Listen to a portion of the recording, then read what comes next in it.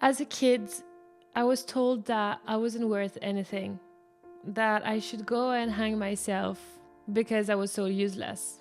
I was told that the proof of all of this is that I don't have friends. And I didn't have friends, so I believed it.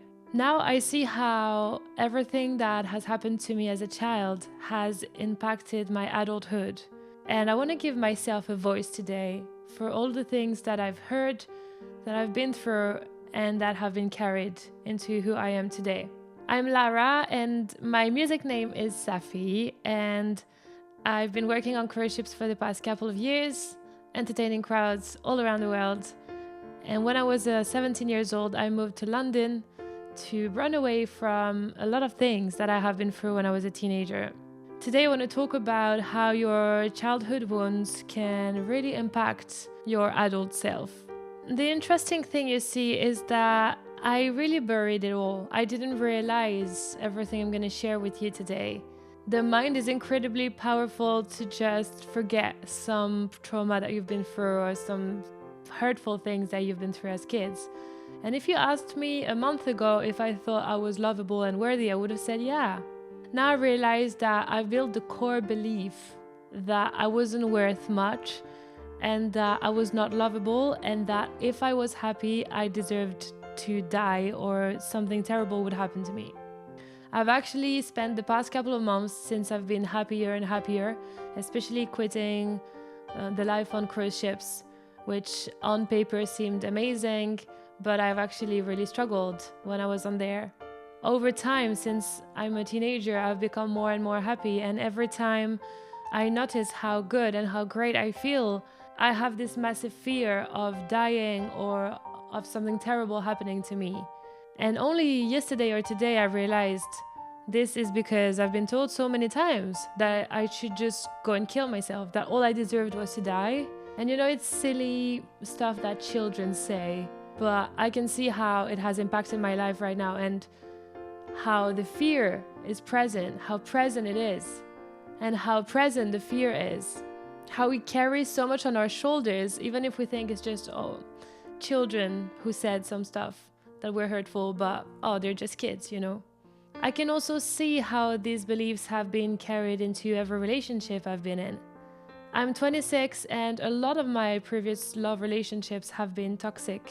I was not respected, I was not treated well, I was not heard, I was being told I was too sensitive, too dramatic.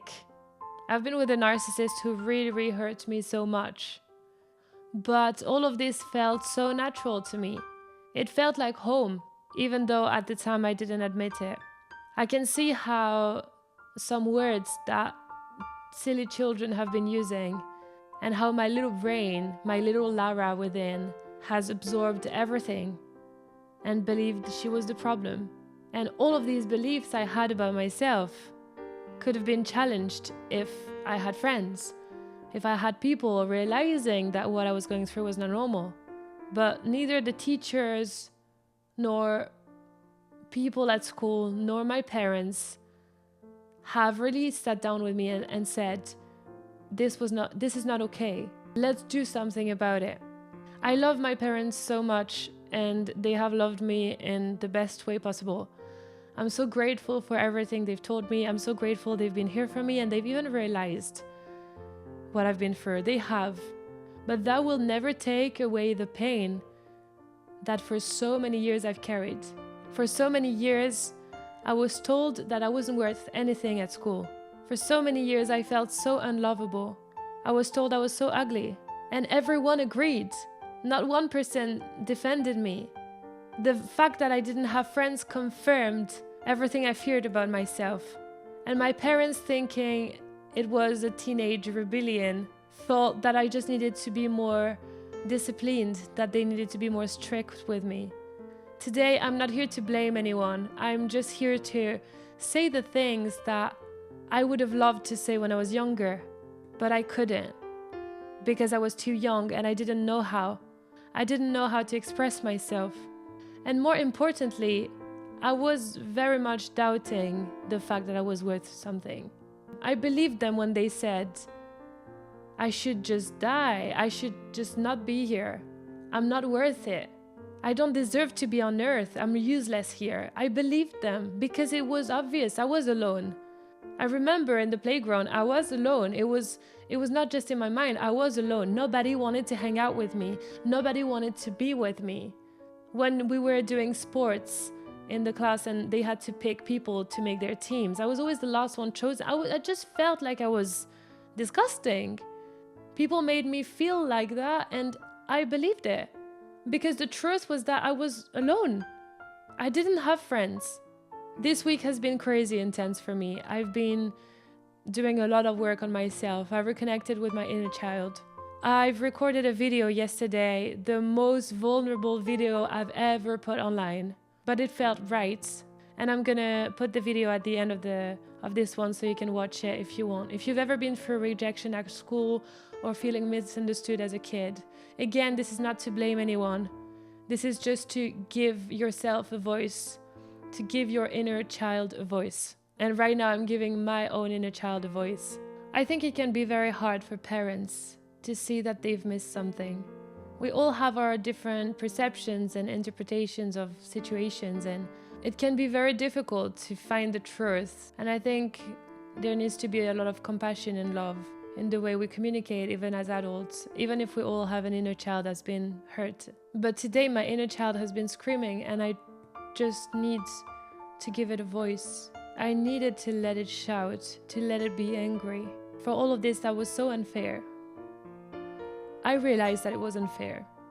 I just wish I could take my younger self and hug her. For all those times I was alone, longing for friendships, mocked, and for all these times I believed that I was the problem. As my adult self right now, I can see how unfair it was. How nobody on earth deserves that, no matter what they do, even the people who do the worst shit in the world. I can see how unfair it was. As a young adult, I'm not gonna lie, I struggle to feel that pain. I still struggle to feel again what I've been feeling for so long. I still have this voice of judgment that's very, very present.